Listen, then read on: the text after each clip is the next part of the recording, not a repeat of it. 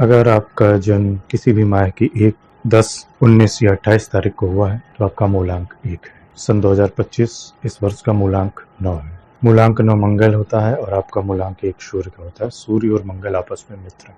साथ ही अगर हम शास्त्रीय पद्धति से देखें तो इस वर्ष के राजा सूर्य हैं और मंत्री भी सूर्य हैं और आपका जो मूलांक है उसके स्वामी भी सूर्य हैं।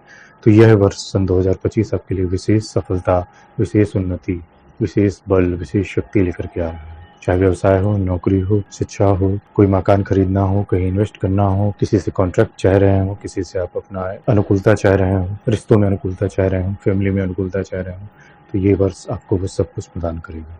साथ ही अगर बहुत लंबे वर्षों से आपके कुछ काम रुके हुए थे, अटके हुए थे, खास करके जो सरकारी कार्य थे वो बार बार लंबित हो रहे थे, चाहे कोई कोर्ट कचहरी हो या कोई अन्य मामला हो, अगर वो बार बार लेट हो रहा था तो वो शीघ्र निपटेगा भी और उसका फैसला भी आपके पक्ष में आएगा। सूर्य की शक्ति आपको वो सभी चीजें प्रदान करने में सक्षम है जो आप प्राप्त करना चाहते हैं।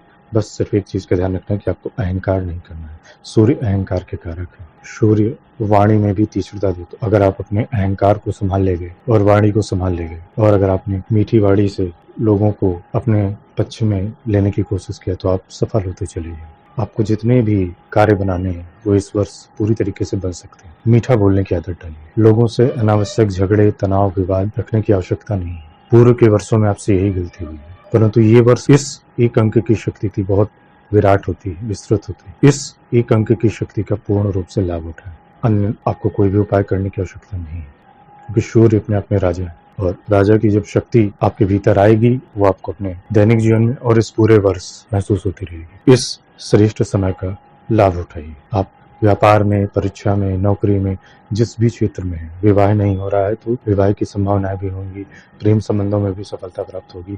सूर्य का एक तेज, एक बल, अगर आप साधक हैं, एक आध्यात्मिक व्यक्ति हैं तो जिन साधनाओं में सिद्धियां नहीं प्राप्त हो रही थी इस वर्ष वो साधनाएं भी आपको आसानी से सिद्ध हो जाएंगी। आपको ऐसा मास्टर मिल सकता है, आपको ऐसा एक मार्गदर्शक मिल सकता है जो आपको पूर्ण रूप से सफलता दे सके। इस एक चीज का विशेष ध्यान रखें। अन्य किसी उपाय की जरूरत नहीं है, सिर्फ अपनी वाणी पर संयम रखना है और अहंकार से बचना है।